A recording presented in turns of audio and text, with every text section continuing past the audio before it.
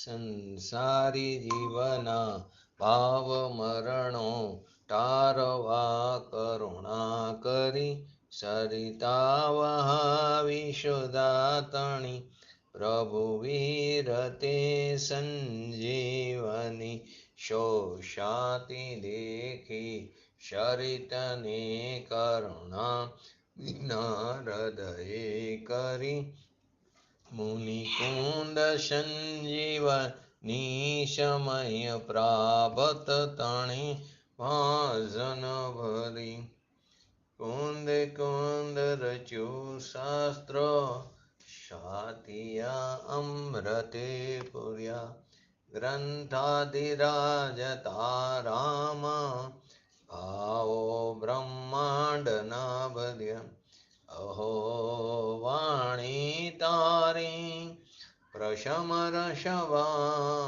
વેનિતરતી મુમુક્ષુને પાતી અમૃત રસ અંજલિ ભરી ભરી અનાદિની મૂર્છા વિશતણી ત્વરાથી ઉતરતી વિભાવેથી તંબે સ્વરૂપ ભણી દોડે પરિણતિ તુષે નિશ્ચય ગ્રંથ ભંગ સગરા વ્યવહારના વેદવા તું પ્રજ્ઞાશીણી જ્ઞાનને ઉદયની સંધિ સહુ છેદવા સાથી સાધકનો તો ભાનુ જગનો સંદેશ મહાવીરનો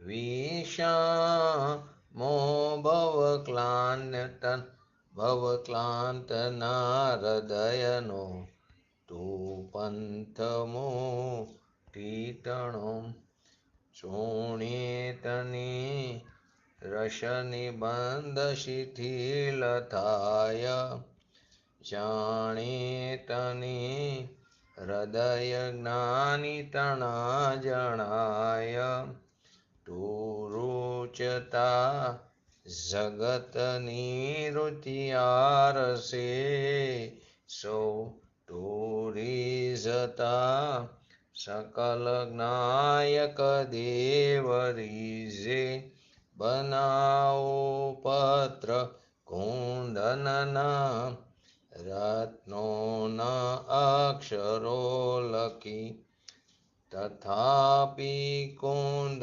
સૂત્રોના અંકાએ મૂલ્યના કદી તથાપિ કાનવાણીના અંકાએ મૂલ્યના કદી નમો રિંગ ટણંગ નમો શીટણંગ નમો હિરણમ નમો ઓજણમ નમો લોહી સવ સવણમ ચત્તારી મંગલમ અર્હંતા મંગલમ સિદ્ધા મંગલમ શાહુ મંગલમ કેવલી પંતો ધમો મંગલમ ચત્તારી લુગટમાં અર્હંતા લુગટમાં સિદ્ધા લુગટમાં શાહુ લુગટમાં કેવલી પંતો ધમલ લુગટમાં ચત્તારી શરણ પૂજામી અર્હંતે શરણ પૂજામી સિદ્ધે શરણ પૂજામી શાહુ શરણ પૂજામી કેવલી પંતો ધમો શરણ પૂજામી ઓમ નમો અર્હંતાણમ.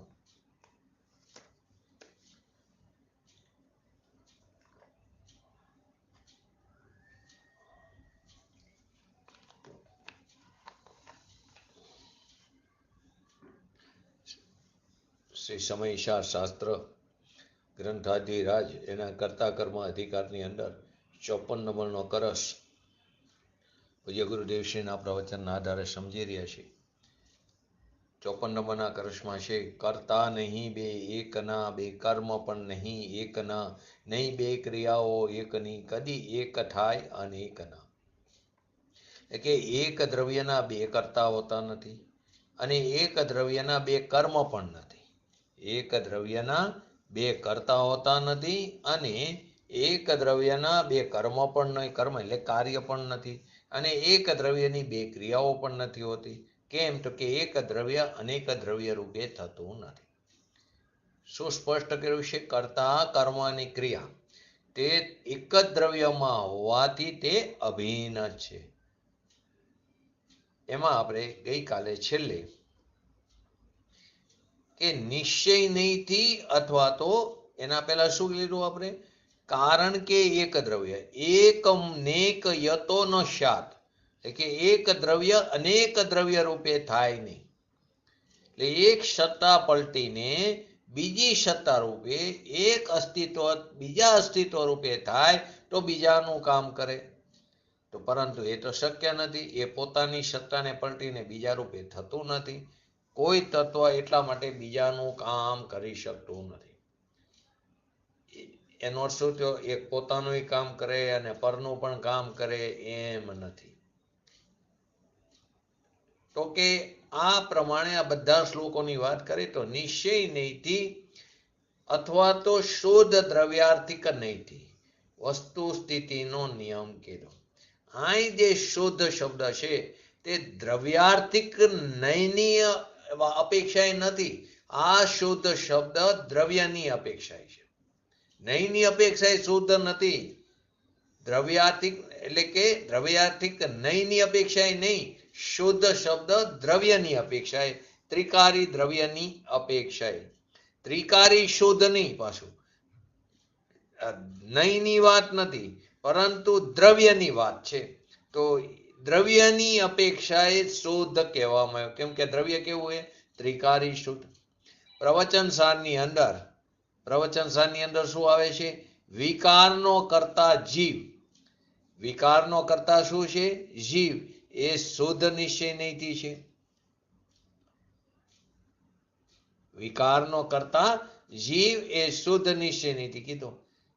પ્રવચન સારની અંદર વિકારનો કર્તા, વચ્ચે ફોન આવી ગયો, આવ્યો, હા બરાબર. વિકારનો કર્તા શુદ્ધ નિશ્ચય નહીંથી છે. કર્મ છે એ કરાવે, કર્મ છે એ વિકાર કરાવે એમ જ્યાં કથન આવે તે અશુદ્ધ નિશ્ચયથી છે. 189-90 નંબરની ગાથા પ્રવચન સારમાં આવે છે. એ અપેક્ષા વાત છે.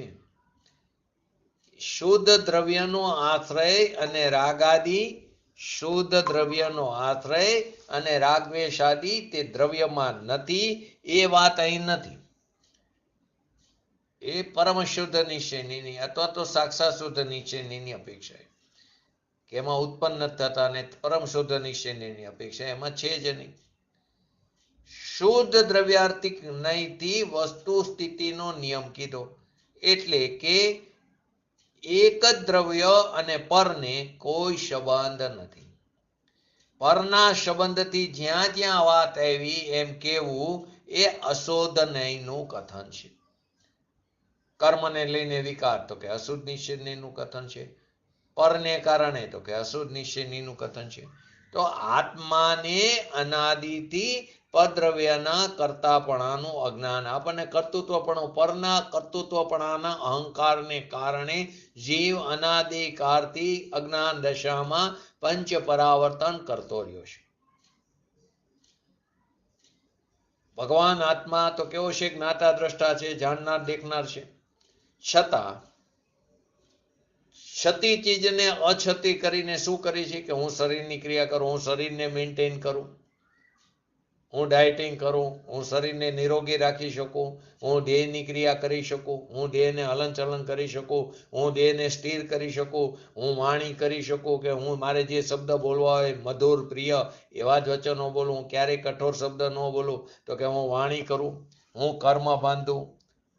આવું જે કરું, હું કરું આવું કર્તૃત્વપણું જે છે એ જ અજ્ઞાન છે. એને જો પરમાર્થ નહીંના ગ્રહણથી નહીંને ગ્રહણ નથી કરવાનું. પરમાર્થ નહીંનો વિષય જે પોતાનો ભગવાન આત્મા છે એના આશ્રયની વાત છે.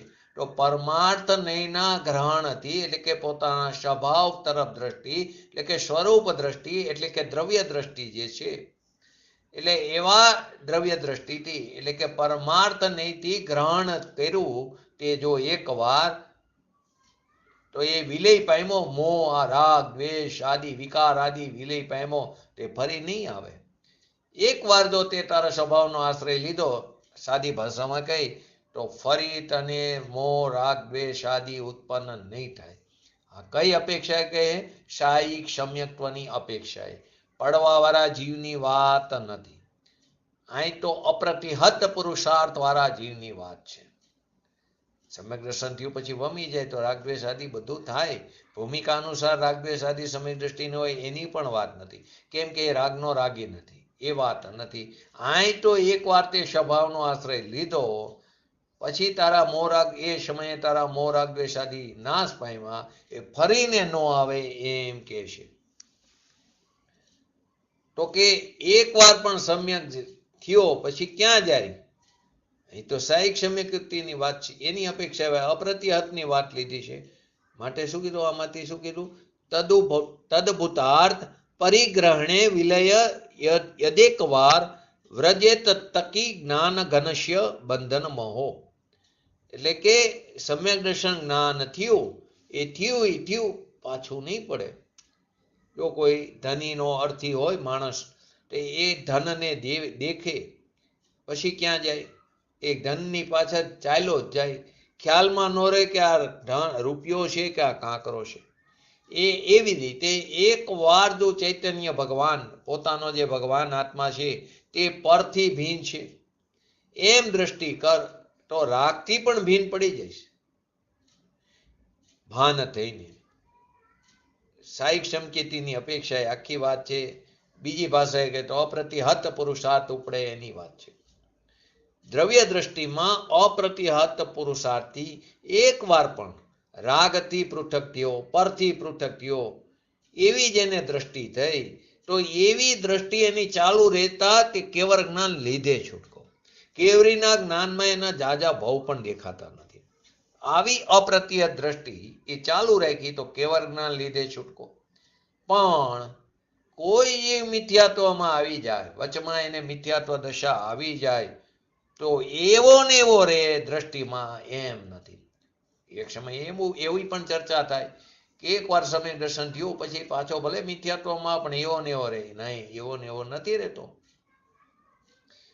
આવી ચર્ચા કલકત્તામાં પૂજ્ય ગુરુદેવશ્રીના સમયમાં થઈ હતી કે આત્મા એકવાર સમ્યક પામ્યો પછી પડે નહીં, એટલે કે એવો ને એવો રહે. અરે પડી પણ જાય ને નિગોદમાં પણ આવી જાય. સમ્યક દર્શન થયું પછી જીવ પુરુષાર્થ પોતાના સ્વભાવને અંદર ટકવાનો પુરુષાર્થ એને નિરંતર ચાલુ રહે.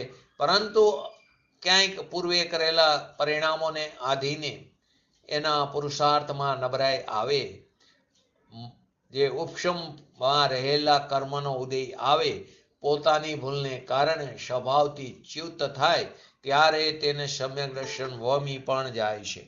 તો એ સમ્યક દર્શન વમી જાય તો એ જીવ નિગોદમાં પણ જાય, પાછો જઈ શકે. બધા જ જાય એવું નથી, પણ એ સમ્યક દર્શન વમી જાય તો એ નિગોદ દશામાં પણ જાય.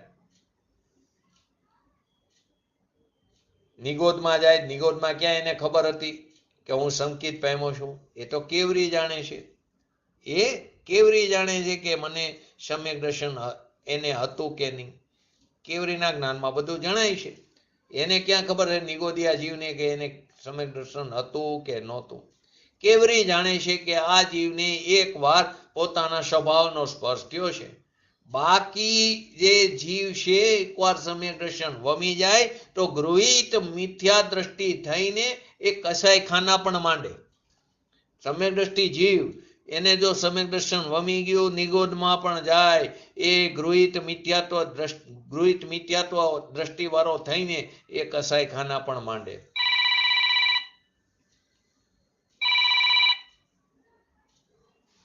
એની ચર્ચા પૂજ્ય ગુરુદેવશ્રીના સમયમાં થઈ હતી. વસ્તુની સ્થિતિ આ છે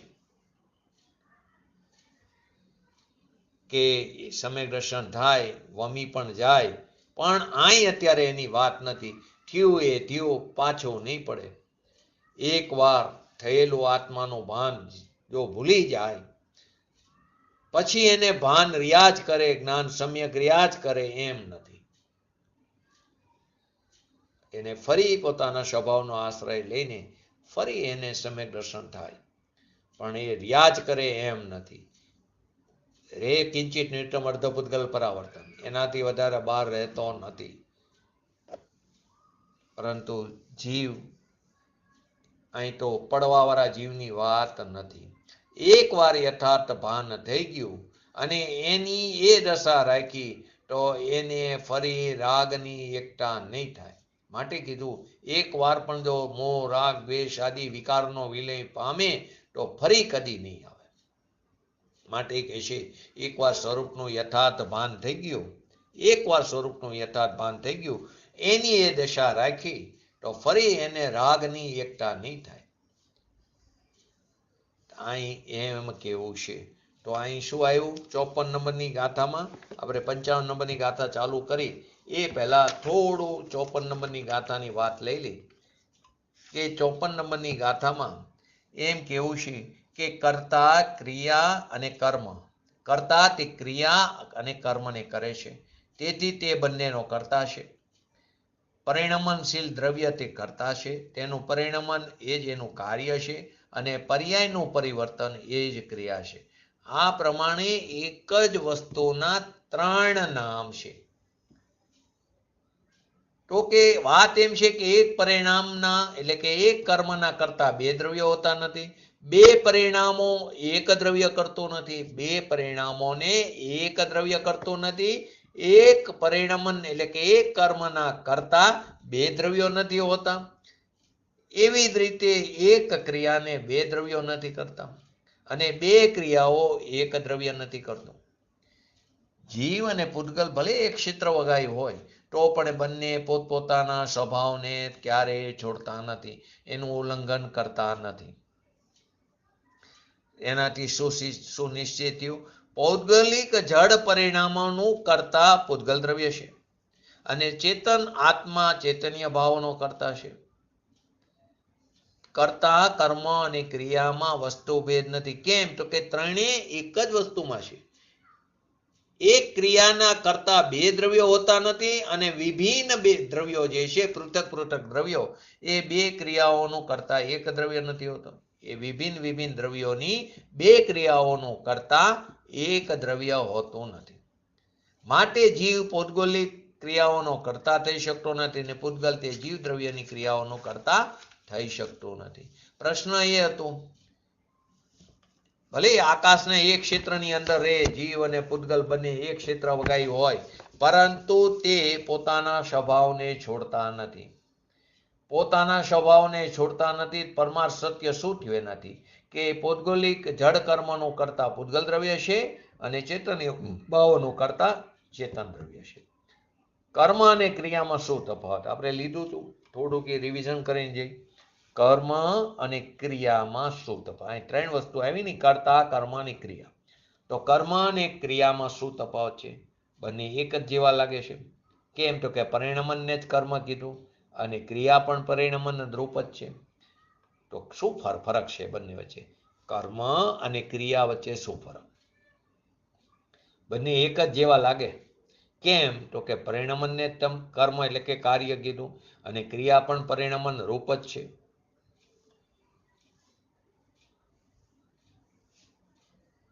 બોલો જયંતિભાઈ, લઈ લીધું મેં એકવાર. શું આવે? શું ફરક આવે?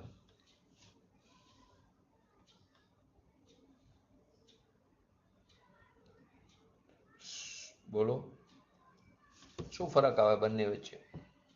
અમિતાબેન, તમે હતા એ વખતે. કર્મ અને ક્રિયામાં શું તફાવત છે? તો કે અવસ્થા તે કર્મ છે, દશા તે કર્મ છે, પર્યાય એ કર્મ છે અને અવસ્થાથી અવસ્થાંતર થવું તે ક્રિયા છે. અવસ્થા તે પર્યાય, પર્યાયનો પલટો ખાધો એ ક્રિયા. પહેલા સમયે મિથ્યાત્વની પર્યાય હતી, બીજા સમયે સમ્યક દર્શનની પર્યાય હતી. એ અવસ્થાથી અવસ્થાંતર થયું એ ક્રિયા. તો પલટો ખાધો, પર્યાય તે કર્મ છે અને પર્યાયનું પલટાવું તે ક્રિયા છે. જો આને આપણે એક્ઝામ્પલથી પણ સમજ્યા હતા કે માટી ઘડા રૂપે થાય છે. માટી ઘડા રૂપે થાય છે, તેથી માટીને કર્તા કહેવામાં આવ્યું કે પોતે સ્વાધીનપણે તે પરિણમે છે. પરિણમે તે કર્તા, તો માટી પરિણમે છે ઘડા રૂપે, માટે માટી શું છે? કર્તા થયું. ઉત્પન્ન થયેલો ઘડો એ કાર્ય થયું, કર્મ થયું. ઉત્પન્ન થયેલો ઘડો એ પર્યાય થઈ એટલે કર્મ કીધું. અને માટીનું પિંડ રૂપી અવસ્થાથી એનું ઘડારૂપી અવસ્થામાં રૂપાંતર થયું. એટલે કે માટીનું પિંડથી ઘડા રૂપે થવું એ એની ક્રિયા થઈ. ખ્યાલ આવ્યો? કર્તા કર્મ અને ક્રિયા વચ્ચેનો, ક્રિયા અને કર્મ વચ્ચેનો ખાસ તો ફરક. તો કે દ્રવ્ય દ્રષ્ટિથી પરિણામ અને પરિણામીનો અભેદ છે, અને પર્યાય દ્રષ્ટિથી ભેદ છે. ભેદ દ્રષ્ટિથી કર્તા કર્મની ક્રિયા એ ત્રણ કહેવામાં આવ્યું અહીં, પરંતુ અભેદ દ્રષ્ટિથી જો એમ કીધું કર્તા કર્મની ક્રિયા ત્રણે એક જ દ્રવ્યની અભિન્ન પ્રદેશ ભેદ રૂપ અવસ્થાઓ છે. પ્રદેશ ભેદ રૂપ ભિન્ન વસ્તુઓ નથી. પ્રદેશ એના ભિન્ન ભિન્ન નથી, અભિન્ન પ્રદેશ ભેદ રૂપ અવસ્થા છે. એક વસ્તુની અનેક પર્યાયો થાય તેને આપણે પરિણામ કીધા. એક વસ્તુની અનેક પર્યાય થાય, અનંત અનંત ગુણ, અનંત અનંત ગુણની અનંત અનંતની પર્યાય થઈ, એને આપણે પરિણામ કીધા, એને અવસ્થા કીધી. સંજ્ઞાથી, લક્ષણથી, સંખ્યાથી એના એ ભિન્ન ભિન્ન દેખાય, પ્રતિભાસે, તો પણ વસ્તુ તો એક જ છે, પ્રદેશ ભેદ નથી, ભિન્ન નથી. આવો ભેદાભેદ સ્વરૂપ વસ્તુનો સ્વભાવ છે. જો બે વસ્તુઓ જે છે તે કેવી? સર્વથા, શબ્દ આવ્યો તો સર્વથા ભિન્ન જ છે. સર્વથા ભિન્ન જ છે. જ ઉપર વજન. શાસ્ત્રમાં જ અન ઉપર બહુ જ વજન આવે. જ્યાં જ મૂક્યો હોય તો સમજવું કઈ વજન છે. સર્વથા ભિન્ન જ છે. કથનથી ભિન્ન, કથનથી અભિન્ન એમ નથી, સર્વથા ભિન્ન જ છે. પ્રદેશ ભેદવાળી છે. બંને ક્યારેય એક થઈને પરિણમતી નથી, એક પરિણામને ઉત્પન્ન કરતી નથી, અને તેમની એક ક્રિયા હોતી નથી. આવો નિયમ છે. જો બે દ્રવ્યો એક થઈને પરિણમે તો સર્વ દ્રવ્યનો લોપ થઈ જાય. માટે શું નિષ્કર્ષ થયો આ બધા ચારે કરશનું? કે પ્રત્યેક દ્રવ્ય પોતપોતાના પરિણામોનું અને પોતપોતાની પરિણીતિનું કરતા કો ધરતા કો એ દ્રવ્ય સ્વયં જ છે. બીજું દ્રવ્ય એનું કરતા ધરતા નથી. માટે અહીં કહે છે આચાર્ય અમરચંદ્ર દેવ એ ભાવના ભાવે છે કે આ અનાદિકાલીન અજ્ઞાન જો એકવાર નાશને પ્રાપ્ત થઈ જાય, એકવાર, તો ફરી તેનો ઉદય જ ન થાય. એકવાર નાશ પામે, કોની અપેક્ષા? સાહેબ સમકીતી, ફરી વાર તેનો ઉદય થાય જ નહીં. તો કરસ શું છે? 55 નંબરનો પેલા કરસ જોઈ લઈ સંક્ષિપ્તમાં, પછી પૂજ્ય ગુરુદેવ શ્રીના પ્રવચનના આધારે આપણે 55 નંબરના કરસને સમજી. તો કે પરને કરો હું એ અહમ અતિ કષ્ટથી નિવાર્ય છે, અનાદિથી જ અખંડ છે આ જગતના સૌ માહીને. ભૂતાર્થ નૈના ગ્રહણથી જો વિલય પામે તે અહો, તો જ્ઞાનના ગંડપિંડ આત્મને કદી ના બંધ હો. શું કહે છે? આ સંસારત એવમ ધાવંતી પર કુર્વેડહી મૃત્યુ છે કે દુર્વાર નનુ મોહિનામી મહંકાર રૂપમ નમ મહંકાર રૂપ તમમ તદભૂતાર્થ પરિગ્રહણમ વિલયમ યદેક વારમ વ્રજરેત તકી જ્ઞાન ઘનશ્ય બંધન મહો ભૂયો ભવેદાત્મન. તો અહીં શું કહેવા માંગે છે? પરને કરું હું એ અહમ અતિ કષ્ટથી નિવાર્ય છે. અનાદિકાળથી આજ ભૂલ કરી છે, પરનું હું કરું અથવા કોઈ મારું કરે, તો અહમ જે છે તે અતિ કષ્ટથી નિવાર્ય છે. અનાદિથી જ અખંડ છે આ જગતના સૌ મોહીને. ભૂતાર્થ નયના ગ્રહણથી, ભૂતાર્થ નયને ગ્રહણ કરવાની વાત નથી કીધી. ભૂતાર્થ નયનો વિષય જે પોતાનો પરમ પ્રણામિક ભગવાન આત્મા છે એનો આશ્રય કરવાની વાત કેવી છે? તો ભૂતાર્થ નયના ગ્રહણથી જો વિલય પામે તે અહો, તો જ્ઞાનના ઘનપિંડ આત્મને કદી ના બંધ હો. એકવાર વિલય પામ્યો તો ફરી તે ઉદયને પ્રાપ્ત ન હો. તો અહીં કહે છે જગતના મોહી જીવો, જે આપણી વાત છે એ મોહી જીવોનો હું પરનો કરતા છું એવો મહાઅહંકાર, અહંકાર જેવો તેવો નથી, મહાઅહંકાર છે આપણને.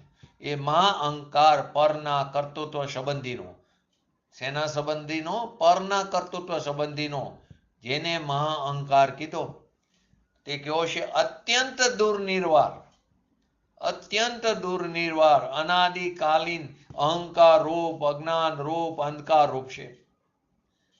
અહંકાર રૂપ, અજ્ઞાન, અંધકાર રૂપ છે. જો તેને ભૂતાર્થની એટલે કે પરમ શુદ્ધ નિશ્ચયના વિષયભૂત ભગવાન આત્માના ગ્રહણથી એટલે કે એના આશ્રયથી, અનુભવથી એકવાર વિલયને પ્રાપ્ત થઈ જાય, મોહ, રાગ, દ્વેષ, વિકાર આદિ એકવાર વિલયને પ્રાપ્ત થઈ જાય એટલે કે જડ મૂળથી નાશ થઈ જાય. જેવી રીતે ઘોડો જે છે, ગધેડો છે, એ ઘાસને જડ મૂળથી ઉખેડે, એમ જડ મૂળથી નાશ થઈ જાય તો ફરી આ જ્ઞાનના ઘનપિંડ આત્માને બંધ કેમ થાય? ઘોડો ઘાસને જડમૂળથી નથી ઉકાળતો, એ ઉપરથી કહે, પણ ગધેડો છે એ ઘાસને જડમૂળથી કાઢે છે. તો એકવાર અનુભવથી એકવાર તું પ્રલયને એટલે કે વિલયને પ્રાપ્ત થઈ જાય તો જડમૂળથી નાશ થઈ જાય તો ફરી આ જ્ઞાનનો ગંડપિંડ, એવું ને, તો જ્ઞાનના ગંડપિંડ આતમને કદી ના બંધ હો. તો એને બંધ કેવી રીતે થાય? અબંધ સ્વરૂપી ભગવાન આત્માને બંધ કેવી રીતે થાય? તો આ કરસની અંદર શું કીધું? ઉપસારૂપી આ કરસ છે. સ્પષ્ટ કરવામાં આવ્યું કે ખરી સમસ્યા તો કઈ છે? પરના કર્તૃત્વ બુદ્ધિની. ખરી સમસ્યા આ છે ને આપણે દોષનો ટોપલી કર્મ ઉપર આપી છે. પરના કર્તૃત્વના અહંકારની ખરી સમસ્યા છે. કારણ કે એને લીધે જ આત્મા અનાદિકાળથી સંસારમાં ભટકી રહ્યો છે, રખડી રહ્યો છે અને અત્યંત દુઃખને ઉઠાવી રહ્યો. અનંત દુઃખ એનાથી ઉઠી રહ્યા છે, એનાથી અનંત દુઃખ ઉભા થઈને એને જીવ ઉઠાવી રહ્યો છે. કેમ કે અનાદિકાળથી સંસારમાં રખડે આ કારણે. હવે એનું નિવારણ કરવું સહેલું નથી, કેમ કે અનાદિકાળનું દ્રઢ પડ્યું છે ને, અંદર ગાઢ પડ્યું છે. તેનું નિવારણ કરવું સહેલું નથી, કઠણ છે, પરંતુ અશક્ય નથી કીધું. સહેલું નથી એવું કીધું, કઠણ છે એવું કીધું, પણ થઈ શકે છે, અશક્ય નથી કીધું. એ 100% વાત છે કે અત્યંત કઠણ છે. કેમ કે અનાદિકાલીનથી આપણો અનભ્યાસ છે, વિપરીત માન્યતા, એને તોડવા માટે પુરુષાર્થ પણ કેવો જોશે? એને તોડવા માટે પુરુષાર્થ પણ પ્રબળ જોશે. માટે કીધું કે આત્મા અનાદિકાલીનથી સંસારમાં ભટકી રહ્યો. કેમ કે પરના કર્તૃત્વના અહંકારને કારણે, એને કારણે અનંત દુઃખને પણ તે સહન કરી રહ્યો છે, ઉઠાવી રહ્યો છે. અને એનું નિવારણ કરવું ખૂબ જ અઘરું છે, સહેલું નથી, કઠણ છે, પરંતુ અશક્ય નથી, અસંભવ નથી, અશક્ય નથી. કારણ કે કેમ અશક્ય નથી, કેમ અસંભવ નથી? અનાદિકાલથી જીવ પરના કર્તૃત્વ બુદ્ધિનું અહંકાર કરતો રહ્યો છે. એ પરના કર્તૃત્વ બુદ્ધિનો અહંકારને તોડવો તે સહેલો નથી, અત્યંત કઠણ છે, પણ અસંભવ નથી. કેમ અસંભવ નથી? બોલો, કઈ રીતે કહી શકાય અસંભવ નથી? પરના કર્તૃત્વ, હે બોલો બોલો બોલો જયંતિભાઈ, બોલતા હતા. એ તો બરાબર, પણ કઈ જો હવેની જનરેશન સીધું આ વાતથી નહીં સમજે, એને તર્કથી સમજાવવું પડે. ધારો કે સમજવું હોય, કેમ કે દ્રવ્યનો યોગ તર્કથી સમજી શકાશે, કરુણાના યોગમાં તર્ક નહીં ચાલે. એ અહેતુક આગમ છે, એ સિદ્ધાંત તોય ભરેલું છે. કેવી રીતે સમજી શકાય? તો કે ભૂતકાળમાં અનંત જીવો એનું નિવારણ કર્યું. ભૂતકાળમાં અનંત જીવો અવ્યાપત સુખનો ભોગવટો કર્યો ને, કરી રહ્યા છે ને, પામીને. તેમણે નિવારણ કર્યું ને પરના કર્તૃત્વ સંબંધી અહંકારનું. માટે કરી શકાય, અસંભવ નથી.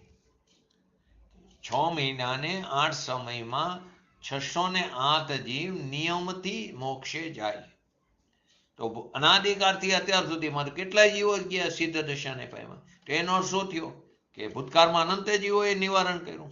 વર્તમાનમાં પણ અનેક જીવો કરી રહ્યા છે, ભલે અહીંથી નહીં પણ વિદેહ ક્ષેત્રથી તો થઈ રહ્યા છે. અહીંયા છે કર્મભૂમિ, ચોથો કાર ચાલી રહ્યો છે. કર્મભૂમિ અહીં પંચમ કાર છે, અહીંને ઐરાવતમાં 5 ભરત 5 ઐરાવતમાં, પણ 5 વિદેહમાં અત્યારે ચોથો કાર ચાલી રહ્યો છે. સદાય માટે અહીંયા ચોથો કાર છે. અત્યારે ધર્મ પ્રાપ્ત કરી શકે, પરંતુ શ્રેણી ચડવાનો પુરુષાર્થ કરી શકતા નથી, એવા જ પ્રકારના જીવો અહીં છે. તો વર્તમાનમાં પણ અનેક જીવો કરી રહ્યા છે, અને ભવિષ્યમાં પણ અનંત જીવો એનું નિવારણ કરશે. કેમ કે આ નિયમ છે 608. અત્યારે પણ 608, ભૂતકાળમાં પણ 608 ને ભવિષ્યમાં પણ 608. એટલા જીવો તો નિયમથી મોક્ષે જાય છે. હવે એના નિવારણનો ઉપાય શું? તો એનો નિવારણનો ઉપાય શું કે પોતાના નિજ ભગવાન આત્માને જાણવું. 17 નંબરની ગાથા, 18 નંબરની ગાથા, એને જાણવો, ઓળખવો અને અનુભવવો. જાણવું, ઓળખવું ને એમાં ઠરવું. જાણવું, ઓળખવું, પ્રતીતિ કરવી ને એમાં ઠરવું. દર્શન, જ્ઞાન, ચારિત્ર, એનામાં અહમપણું સ્થાપિત કરવું. ભૂલ ક્યાં કરી છે? જ્યાં અહમપણું સ્થાપિત કરવાનું છે ત્યાં કરતા નથી, અને જ્યાં નથી કરવાનું ત્યાં કરી છે. કેમ કે પર્યાયનો સ્વભાવ છે એ ઉત્પન્ન થાય તો ક્યાંય ને ક્યાંય અહમપણું સ્થાપિત કરીને ઉત્પન્ન થાય. સ્વમાં ન કરે તો પરમાં કરશે. પર્યાય તો અંદરથી નીકળે, શુદ્ધ જ નીકળે.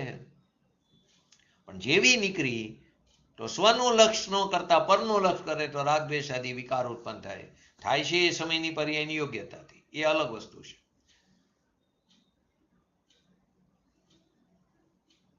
પણ અહમપણું પરમાં કર્યું તો રાગ દ્વેષ આદિ ઉત્પન્ન થશે. પરના કારણે નહીં, પરના લક્ષ્ય એ ધ્યાન રાખવું. પરના કારણે ન થાય ક્યારે રાગ દ્વેષ. જો પરના કારણે રાગ દ્વેષ થતા હોય તો બધાને રાગ દ્વેષ એક સરખા થવા જોઈએ. પરના લક્ષ્ય થાય. કેમ કે કોઈને જોઈને કોઈને રાગ થાય, કોકને દ્વેષ થાય. તો પરને કારણે નહીં પણ પરના લક્ષ્ય. એવી જ રીતે સ્વને કારણે વિતરાગતા ન થાય, સ્વના લક્ષ્ય થાય. જો સ્વને કારણે વિતરાગતા થાય તો અત્યારે પણ આપણને વિતરાગતા થવી જોઈએ, પર્યાયમાં પ્રગટ થવી જોઈએ. ભગવાન આત્મા તો છે, ત્રિકારી ઉપાદાન તો છે, એ કારણ તો છે, તો કાર્ય થવું જોઈએ ને. તો કે નહીં. પૂજ્ય ગુરુદેવશ્રીને પ્રશ્ન પૂછ્યો તો ત્રિભુવનજી વારિયાએ, સાહેબ આપ કહો છો કારણ છે તો કાર્ય થવું જોઈએ. તો કારણ તો છે, તો કાર્ય કેમ નથી થતું? તો કે કારણનો સ્વીકાર નથી. કારણ પરમાત્માનો સ્વીકાર કર તો કાર્ય પરમાત્માનો સ્વીકાર થશે, કાર્ય પરમાત્મા પણ પ્રગટ થશે. તો કારણ તો છે પોતાનો ભગવાન આત્મા, પણ એને કારણે ન થાય, એના લક્ષ્ય થાય. આ વસ્તુ ખાસ ધ્યાન રાખવી. તો કે પોતાના આત્માને જાણવો, ઓળખવો અને અનુભવો. એના માટે બહુ સરસ એક્ઝામ્પલ 17-18 નંબરની ગાથામાં ધનીના અર્થીનું આપ્યું. એ કે જે ધનનો લોભી માણસ છે, લાલચો માણસ છે, ધનનો અર્થી, એ રાજાની સેવા કરવા માટે એ સમયમાં રાજાઓ હતા કે એની સેવા કરતા એને ધનની પ્રાપ્તિ થશે. એ બધું કામ કરે કેમ કે એને ખબર છે કે અહીંથી ધન પ્રાપ્ત થવાનું હોય. તો એને પહેલા જાણશે, ઓળખશે, એટલે કે તેની સેવા કરશે. એમાં આત્માને જાણશું, ઓળખશું તો વિતરાગતાની પ્રાપ્તિ થશે.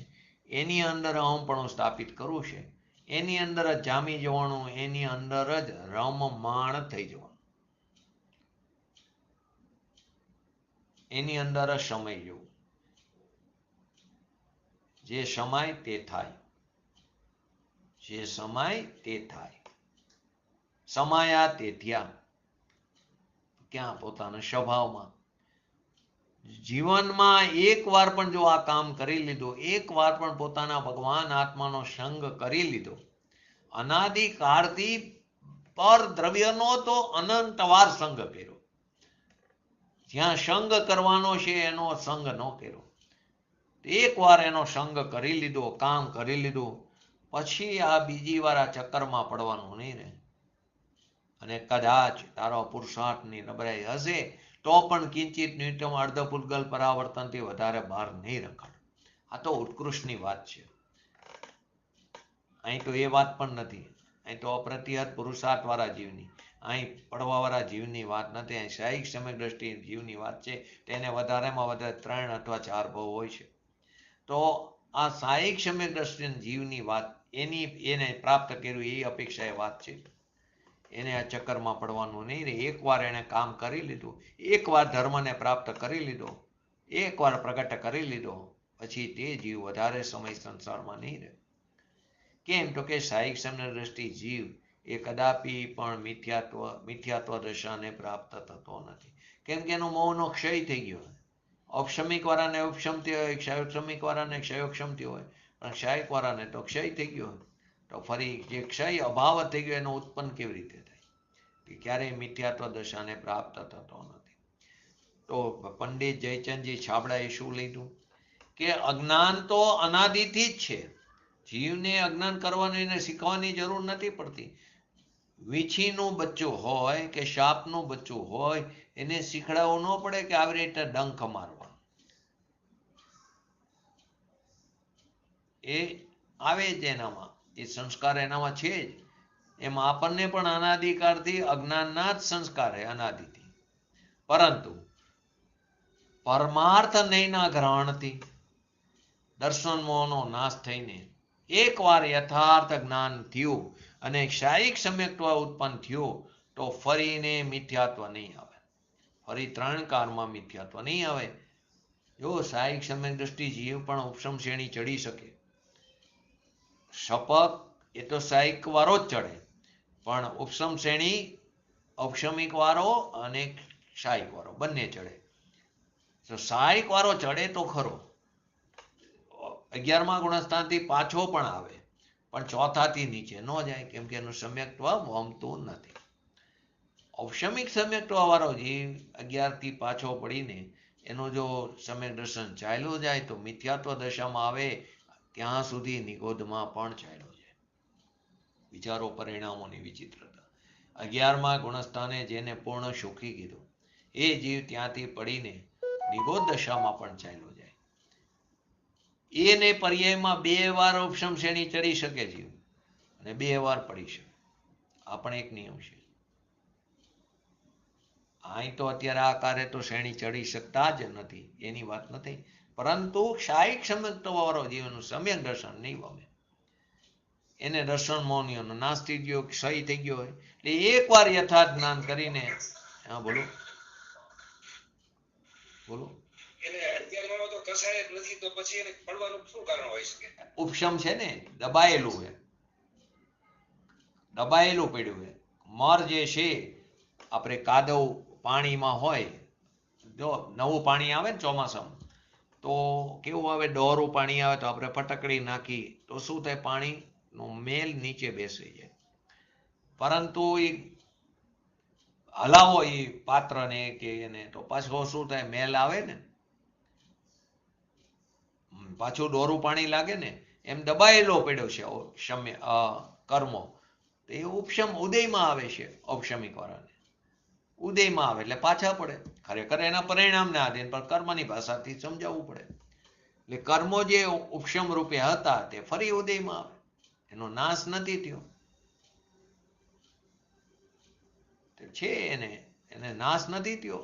કષાય આદિ છે, પણ ઉપશમ છે, સત્તામાં પડેલા હજી, ઉદયમાં નથી. એ ઉદયમાં આવે એટલે પાછો પડે. પાછો સ્વભાવનો પુરુષાર્થ. એવું નથી કે તે 4થા સુધી જાય જ, વચ્ચેથી પાછો પુરુષાર્થ ઉપડે પાછો ઉપર આવે. માટે કહે છે પુરુષાર્થ તો નિરંતર રહે છે, ને કરવો નથી પડતો, સહજ થાય છે. ખ્યાલ આવ્યો કે ન આવ્યો જયંતિભાઈ? ઉપશમ છે એટલે મિથ્યાત્વ ન આવવાથી મિથ્યાત્વનો બંધ પણ ન થાય. મિથ્યાત્વ જ નહીં આવે, કેમ કે શાહીક સમ્યક દ્રષ્ટિ જીવ છે. મિથ્યાત્વનો ક્ષય થઈ ગયો પછી કેવી રીતે આવે? તો મિથ્યાત્વ ન આવે તો મિથ્યાત્વનો બંધ પણ ન થાય. મિથ્યાત્વ ગયા બાદ સંસારનું બંધન કઈ રીતે રહે? આત્માને ન રહે, અર્થાત મોક્ષ જ રહે. એને મોક્ષ જ થાય એમ જાણવું જોઈએ. નાટક સમયસારમાં પણ આ છંદનો જે ભાવાનો વાત કર્યો એ પણ સમજવા જેવો છે. માજીત દુઃખ કો વસિત પર દ્રવ્ય રૂપ અંધકૂપ કાહુપે નિવાર્યો નાહી ગયો હે ऐशो मिथ्या भाव लग्यो जीव को अनादि ही को याही अहम बुद्धि लिए नाना भांति भयो है काहू समय काहू को मिथ्यात अंधकार भेदी ममता उछेदी शुद्ध भाव परिणयो है तीन ही विवेक धारी बंध को विलास डारी आत्म शक्ति शी जगत जीव लयो है। तो शू कहेशे आमां કે પરમાં એકત્વ, પરમાં મમત્વ, પરમાં કર્તૃત્વ અને પરમાં ભોક્તૃત્વ, એ બુદ્ધિથી યુક્ત આ જીવ કેવો છે? મિથ્યાત્વી છે, મહાદૃષ્ટ છે, દુઃખોનો દૂત છે, પદ્રવ્ય રૂપ છે, અંધકૂપ રૂપ છે, અંધકૂપ છે. અનાદિકાળથી આ જીવને સાથે લાગી રહ્યો છે આ કર્તૃત્વ બુદ્ધિ, મિથ્યાત્વ આદિ, અને આજ સુધી કોઈ પણ અનાદિ મિથ્યા દ્રષ્ટિ દ્વારા એનું નિવારણ નથી થયું. અનાદિ મિથ્યા દ્રષ્ટિ દ્વારા એને નિવારી શકાતું નથી. તેથી આ જીવ પરદ્રવ્યમાં અહમ બુદ્ધિ ધારણ કરીને, કેમ કે અહમપણું તો ક્યાંય ને ક્યાંય સ્થાપિત કરે છે, અનેક અવસ્થા ધારણ કરે છે, અનેક પર્યાયો ધારણ કરે છે. અનેક વાર નિગોદમાંથી નીકળો, અનેક વાર નિગોદમાં પાછો ચાલ્યો જાય. ઇત્તર નિગોદમાંથી નીકળો, પહેલી વાર નિત્યમાંથી, પછી ઇત્તરમાંથી નીકળો, પાછો ઇત્તર નિગોદમાં ચાલ્યો જાય. રસ્તામાં બધી આવે છે આરામ કરવાના સ્થાન, નરક ગતિને, દેવ ગતિને, તિર્યંશ ગતિને, મનુષ્ય ગતિને, અને પાછા નિગોદમાં ચાલ્યો જાય, નેટિવ પ્લેસમાં. તો કે અનેક અવસ્થાને ધારણ કરે છે. કોઈ સમયે કોઈ જીવ મિથ્યાત્વ રૂપી અંધકારને છેદીને પર પદાર્થો સાથેનો જે એકત્વ છે, પર પદાર્થો સાથેનું જે મમત્વ છે, એનો છેદ કરીને શુદ્ધ ભાવ રૂપે પરિણમે છે. કોઈ પદાર્થો ત્યારે તે વિવેક ધારણ કરે છે, અને એક વિવેક ધારણ કરીને બંધના જે વિલાસ છે એનો નાશ કરે છે, બંધના કારણોને તે દૂર કરે છે, અને પોતાની આત્મશક્તિથી, પોતાના પુરુષાર્થથી, પોતાની આત્મશક્તિથી એ સંસારને જીતી લે, સંસારને પરિત કરે, સંસારને મર્યાદિત કરે છે. એટલે કે તે મુક્તિને પ્રાપ્ત કરી લે છે. અનાદિકાળથી જે જીવ સંસારમાં રખડતો હતો તે પોતાની આત્મશક્તિથી સંસારને જીતી લે છે. અહંકાર રૂપ તમ કહીને બનારસી દાસજીએ ભાવાનુવાદમાં મિથ્યા ભાવ શબ્દના માધ્યમથી મિથ્યાત્વના ભાવની વાત કરી. પણ અંતમાં બનારસી દાસજીએ શું કીધું? જગ જીત લ્યો. જગ જીત લીધો એનો અર્થ કે સંપૂર્ણ મોહનો નાશ કરવા તરફનો ઈશારો કર્યો. એનું તાત્પર્ય શું છે આખા છંદનું? કે એકવાર મિથ્યાત્વનો નાશ થઈ જાય પછી આ જીવ અનંતકાળ સુધી સંસારમાં રખડતો નથી. અનંતકાળ તો અમર્યાદિત છે, પણ એને કેવો કરી નાખો? મર્યાદિત, પરિત કરી નાખો, સીમિત કરી નાખો. કિંચિત ન્યૂનતમ અર્ધપૂતગલ પરાવર્તન, અનંતકાળની સામે એક ટીપા બરાબર, છતાં પણ એમાં અનંત 24 ચાલી જાય. અનંત કાળની સામે એક ટીપું છે, પણ છતાં કિંચિત ન્યૂનતમ અર્ધપૂતગલ પરાવર્તનની અંદર અનંત 24 ચાલી જાય. તમે વિચાર કરો, બ્રહ્મદત્ત ચક્રવર્તી 63 સલાકા પુરુષની અંદર આવે, ચક્રવર્તી જીવ, છતાં પણ જે જીવ ચક્રવર્તી પદમાં મરણને શરણ થાય એમાં મમત્વ હોય તે જીવ ચક્રવર્તી નિયમથી 7મી નરકે જાય છે. કેટલા ગયા ચક્રવર્તી 7મી નરકમાં?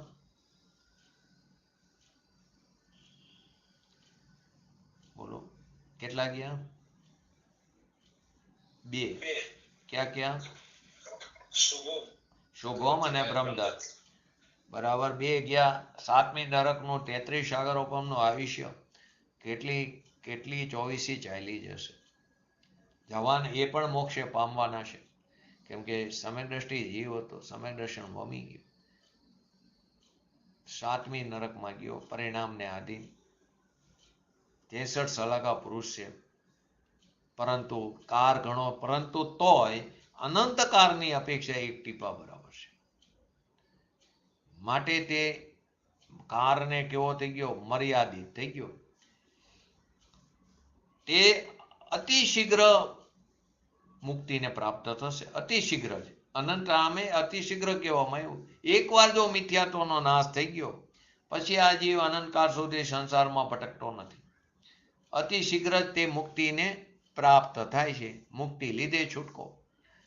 પંડિત જયચંદજી શાબળાએ ભાવાર્થમાં મિથ્યાત્વના ક્ષયની વાત કરે છે, પરંતુ સાથે એમ પણ કીધું મોક્ષ જ થાય.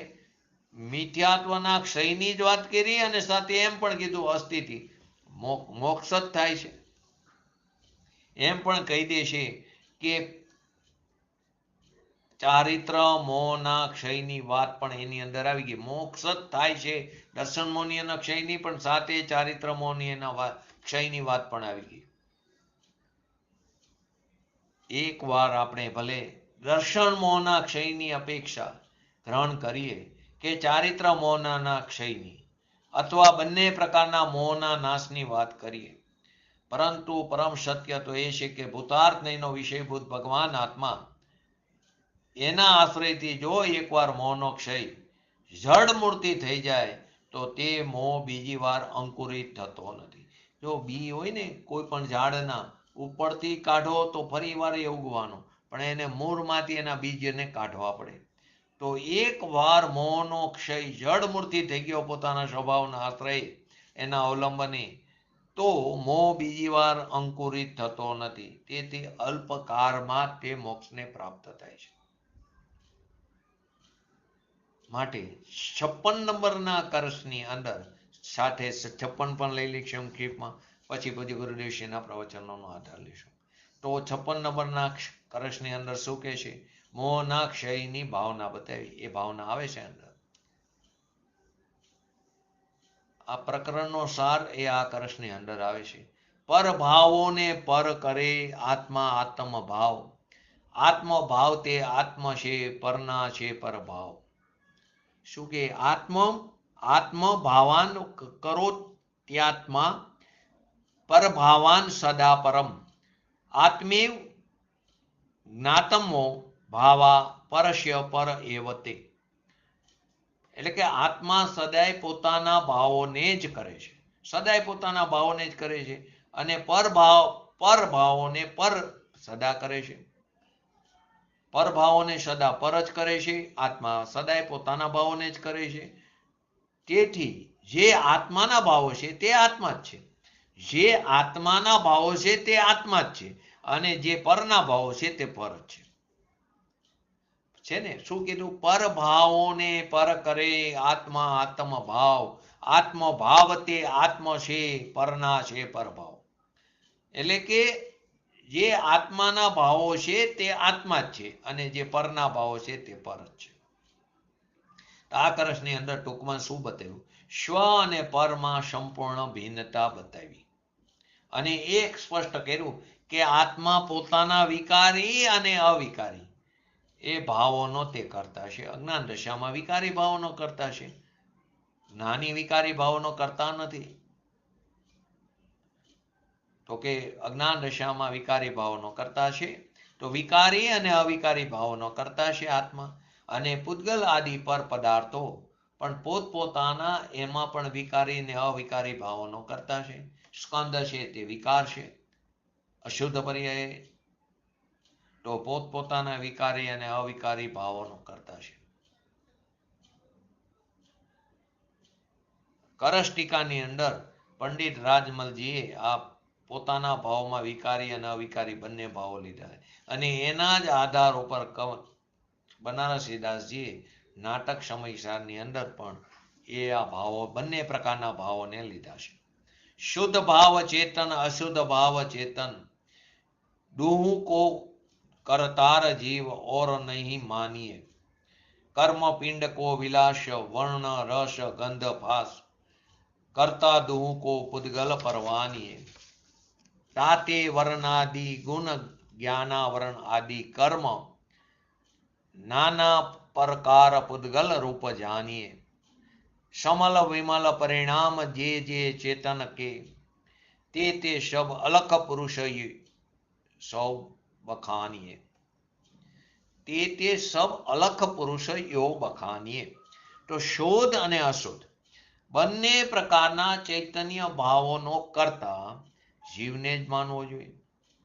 અશુદ્ધને પણ ચૈતન્યનો જ ભાવ કીધો, અજ્ઞાન દશાની અપેક્ષાએ. એનો કરતા જીવને જ માનવો જોઈએ, અન્યને નહીં. તારી પોતાની પર્યાયમાં થાય તો તેનો કરતા તું જ કહેવાય, પરદ્રવ્ય નથી. એ જ રીતે દ્રવ્ય કર્મોની જે પરિણીતિ છે, સ્પર્શ રસ ગંધ વર્ણ આદિ, એનો કરતા પૂતગલને જ પ્રમાણિત કરવો જોઈએ, જીવને નહીં, આત્માને નહીં.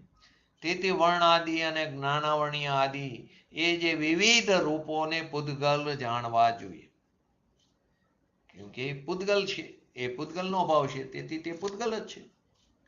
અને ચેતન આત્માના જે સમર, સમર એટલે વિકારી અને અમર એટલે અવિકારી આવ્યું ને. સમલ વિમલ પરિણામ જે ચેતન કે, એટલે કે આત્માના જે સમર એટલે વિકારી અને અમર એટલે અવિકારી, એ પરિણામો જે છે તે બધા અલખ અગોચર આત્મા છે, તે આત્મા જ છે. લેકિન તે સબ અલક પુરુષ સૌ બખાનીય. તે સબ અલક પુરુષ યો બખાનીય. તો તે બધા કેવા છે? અલક અગોચર, તે આત્મા છે, એમ જીનવાણીમાં દર્શાવ્યું છે. પૂજ્ય ગુરુદેવશ્રીનો પણ દ્રષ્ટિકોણ સમજવા જેવો છે. આત્મા કાં તો પોતાના શુદ્ધ ચૈતન્ય પરિણામોને કરે છે જ્ઞાનીની અપેક્ષાએ, અને કાં તો પોતાના અશુદ્ધ ચૈતન્ય પરિણામોને કરે છે અજ્ઞાનીની અપેક્ષાએ. એટલે કે કાં તો તે સમ્યક દર્શન, સમ્યક જ્ઞાન, સમ્યક ચારિત્ર રૂપી પરિણામોને કરે છે, અને કાં તો મિથ્યાત્વ રૂપી રાગ દ્વેષ મોહ આદિ પરિણામોને કરે છે. પરંતુ પદ્રવ્યના પરિણામોને આત્મા ત્રણ કારમાં ક્યારે પણ કરતો નથી. કરે તો અજ્ઞાન દશામાં રાગ દ્વેષ આદિના પરિણામોને કરે, અને કાં તો પોતાના વિતરાગી પરિણામોને કરે, નિર્મલ પરિણામોને કરે. જ્ઞાનીને કરતા બુદ્ધિથી ક્યારેય શુભ ભાવ થતો નથી, પરંતુ એને શુભ ભાવરૂપ પરિણમન છે. જો જ્ઞાની પણ ભગવાનની ભક્તિ કરતા દેખાય, ભગવાનની પૂજા કરતા દેખાય, તો એ બધું દેખાય, પરંતુ તે એને શુભ ભાવ કરતા બુદ્ધિથી થતો નથી. કેમ કે તેમાં તેને અહમપણું નથી. એના અભિપ્રાય સૌરો છે. એટલે કે શુભ ભાવ પરિણમન છે એને, એ અપેક્ષા એને શુભ ભાવનો કરતા કહેવામાં આવ્યો. પરિણમન છે ને શુભ ભાવ રૂપી, એટલે એને કરતા કહેવામાં આવ્યો. પરિણમન પરિણમે તે કરતા. શુભ ભાવ કરવા લાયક છે એવી બુદ્ધિ તો સમ્યક દ્રષ્ટિને રહી નથી હવે. તેથી પરિણમનની અપેક્ષાએ જ્ઞાની શુભ ભાવનો કરતા ભલે હો, પરિણમનની અપેક્ષાએ જ્ઞાનીને શુભ ભાવનો કરતા ભલે તમે કહો. તીર્થંકર નામ કર્મની પ્રકૃતિનો જે બંધ થાય છે એનો કરતા તે નથી. એ તો પદ્રવ્ય થઈ ગયું. શુભ ભાવનો કરતા કીધું પરિણમનની અપેક્ષાએ, પરંતુ તીર્થંકર નામ કર્મની પ્રકૃતિનો બંધ થાય છે ઉત્કૃષ્ટમાં ઉત્કૃષ્ટ શુભ ભાવની અપેક્ષાએ, તો એ તીર્થંકર નામ કર્મની પ્રકૃતિનો જે બંધ થાય છે એનો એ કરતા નથી. પહેલા જે ખરેખર શું થયું? પહેલા જે કારમાણ વર્ગણાની અકર્મ રૂપે જે દશા હતી, તે બદલાઈને તીર્થંકર નામ કર્મ રૂપે દશા થઈ. એનો કરતા આત્મા નથી, એનો કરતા એ વર્ગણા છે, એ પૂતગલ પરમાણુ છે, પૂતગલ છે. એનો કરતા બોલવા રૂપી જે ભાષા છે આપણી, અત્યારે જે આપણે ચર્ચા કરી રહ્યા છીએ, એ બોલવા રૂપી જે ભાષાની પર્યાય છે તે પરભાવ છે. ભાષા વર્ગણાના પરમાણુ જ એ ભાવના કરતા છે. ભાષા વર્ગણાના પરમાણુ જ એ ભાવના કરતા છે. બોલવાના ભાવરૂપ જે પરિણમન થાય છે, મને અત્યારે બોલવાના ભાવરૂપે ઈચ્છારૂપી જે પરિણમન થયું, એ અપેક્ષાએ જ્ઞાનીને એનો કરતા કહેવાય. બોલવાના ભાવરૂપ જે પરિણમન થાય છે એ અપેક્ષાએ જ્ઞાનીને તેનો કરતા કહેવાય છે, પરંતુ જ્ઞાની તે રાગને કરવા લાયક માનતો નથી. પૂજ્ય ગુરુદેવ શ્રીને પ્રવચનના સમયે બોલવાના ભાવરૂપે જે પરિણમન થાય એ અપેક્ષાએ પૂજ્ય ગુરુદેવશ્રીને તેના કરતા કહેવામાં આવ્યા, પરંતુ જ્ઞાની તે રાગને કરવા લાયક માનતો નથી. કારણ કે જ્ઞાની રાગના સ્વામિત્વ પણ ક્યારેય પરિણમતો નથી. કેમ કે એ રાગનો રાગી નથી, એનો માલિક નથી. પદ્રવ્યના કરતા કર્મપણાની માન્યતાને જ અજ્ઞાન કહી દીધું છે. એ અજ્ઞાન કહીને આચાર્ય દેવે એમ કીધું કે જે એવું માને છે કે હું પદ્રવ્યનું કરતા અથવા પદ્રવ્ય મારું કરે એવી જેનામાં કરતા કર્મ બુદ્ધિ છે તે બધા કેવા છે? મિથ્યા દ્રષ્ટિ છે. હું પરની સેવા કરું, હું બીજાના દુઃખ ટાળી શકું, બીજાને હું આહાર આપી શકું, બીજાને હું પાણી આપી શકું, એને કપડાં આપી શકું, હું એને સુખી કરી શકું, એવું જે માયનું તે મિથ્યાત્વ છે. કરવાની ના નથી, જોજો. પરંતુ એ કર્યું, એ મેં કર્યું એવું માયનું તો મિથ્યાત્વ છે. એ સમયે એને આહાર વર્ગણા રૂપી પરમાણુ એને ક્ષેત્રથી ક્ષેત્રાંતર થઈને એની પાસે જવાના હતા, પરંતુ મારે કારણે ગયા નથી. બસ આવો અંદર અભિપ્રાયમાં હોવો જોઈએ. સાઈક સમ્યક દ્રષ્ટિ મુનિરાજને પણ રાગ આવે, એવું નથી, એમને પણ રાગ આવે. પરિણમનની અપેક્ષાએ એ રાગનો કરતા પણ કહેવાય, પરંતુ આ રાગ કરવા લાયક છે એવું તે માનતા નથી. સાઈક સમ્યક દ્રષ્ટિ એ પણ મુનિરાજ, 6ઠા 7મા ગુણસ્થાનમાં ઝૂલતા ભાવલિંગી મુનિરાજ, 3 કસાઈ ચોકડીની અભાવરૂપ વિતરાગ પરિણીતિ ધારણ કરેલા, પ્રચુર સંવેદન પૂર્વક 6ઠા 7મા ગુણસ્થાનમાં ઝૂલતા મુનિરાજ, એવા 6ઠા ગુણસ્થાનની અંદર એને રાગ આવે, 12 ભાવનાનું ચિંતન કરવાનો, શાસ્ત્ર લખવાનો, ઉપદેશ દેવાનો આદિ જે રાગ આવે તો પરિણમનની અપેક્ષાએ તે રાગનો કરતા પણ કહેવાય, પરંતુ આ રાગ કરવા લાયક છે એવું તે માનતા નથી. આ અપેક્ષાએ જ્ઞાની આત્માને પણ રાગ દ્વેષ આદિ ભાવોનો કરતા ભોગતા કહેવામાં આવ્યો. કઈ અપેક્ષાએ? પરિણમન કરે તે અપેક્ષાએ કરતા, અને કરતા તે અપેક્ષાએ ભોગતા, પરંતુ તે રાગ કરવા લાયક છે એવું તે માનતા નથી. આનાથી શું નિશ્ચિત થયું? આત્મા પોતાના વિકારી અને અવિકારી પરિણામોનો કરતા ભોગતા હોવા છતાં પણ પરભાવોનો કરતા ભોગતા તો કદાપી નથી. પોતાના વિકારી હોય કે અવિકારી પરિણામોનો કરતા ભોગતા છે એ હોવા છતાં પણ પરભાવોનો કરતા ભોગતા કદાપી નથી, 3 કાળમાં નથી. તેથી આ આત્માને પરભાવોનો કરતા ભોગતા માનવો એનું નામ અજ્ઞાન છે, એનું નામ મિથ્યાત્વ છે, અને એ અજ્ઞાન મિથ્યાત્વ રૂપી અંધકાર જે છે એને સમૂળગો નાશ કરવો હોય તો પરમ શુદ્ધ નિશ્ચયનો વિષય શુદ્ધ દ્રવ્યાર્થિક નહીંને ગ્રહણ કરીને, એટલે કે પોતાના ભગવાન આત્માનો અવલંબન લઈને, પોતાના સ્વભાવના જોરે પોતાના અપ્રત્યહત પુરુષાર્થને ઉપાડીને એને ટાળવીને આપણે શીઘ્ર ને શીઘ્ર વિતરાગતા પ્રાપ્ત કરી પોતાની પર્યાયમાં એવી પરમ વિરલ ભાવના સાથે આજનું યજ્ઞ પૂરું કરું. જય જિનેન્દ્ર. આવતીકાલે પૂજ્ય ગુરુદેવશ્રીના પ્રવચનના આધારે 55 નંબર અને 56 નંબરનો બોલો જીનવાણી સ્તુતિ. शादवाद नय शाट द्रव्य गुण पर्याय और प्रमाण का जड़ कर्म चेतन बंध कारु कर्म के अवसान का कह कर स्वरूप यथार्थ जग का जो किया उपकार है उसके लिए जिन वाणी मात को वंदना शत बार है, वंदना शत बार है. नमो रिंगठाणं नमो सिद्धाणं नमो यारणं नमो अवजाणं नमो लय सवसावणं चत्तारि मंगलम अरिहंता मंगलम सिद्धा मंगलम शाहो मंगलम केवलीपंतो धम्मो मंगलम चत्तारि लोकोत्तमा अरिहंता लोकोत्तमा सिद्धा लोकोत्तमा शाहो लोकोत्तमा केवलीपंतो धम्मो लोकोत्तमा चत्तारि शरणं भजामि अरिहंते शरणं भजामि सिद्धे शरणं भजामि शाहो शरणं भजामि केवलीपंतो धम्मो शरणं भजामि. बोलिए श्री पंच परमेष्ठी भगवंतोनो जय हो. बोलिए श्री जीनवाणी मातनो जय हो. बोलिए श्री परम पूज्य परम उपकारी श्री सद्गुरु देवनो जय हो.